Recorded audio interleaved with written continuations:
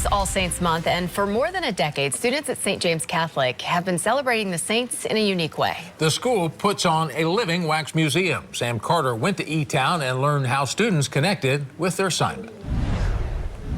Wednesday morning at St. James Catholic School, a group of 6th and 7th grade theology students displayed what they've learned about some of the saints. And the big takeaway for many, saints, they're just like us.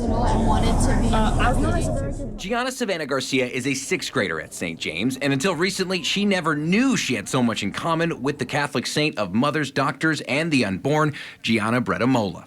So I want to be able to help mothers, children, and people who have cancer. Gianna and just about 24 of her fellow 6th and 7th graders participated in what's known as a living wax museum. Students learned about their assigned saint and dressed as them too. It's all part of the school's theology program taught by Sister Maria Grace. Saints are people who lived within their own generation or their parents' generation and sought holiness in the midst of doing these really ordinary things that they're familiar with as well. I think really does help to connect them with the saints. Each student was assigned a different saint based on common name or interest. In Gianna's case, it's both. The assignment reaffirmed her desire to be a doctor while learning about St. Gianna and taught her some lessons she'll take with her into and beyond medical school. St. Gianna, she's like a demonstration of someone on earth who loves Jesus a lot.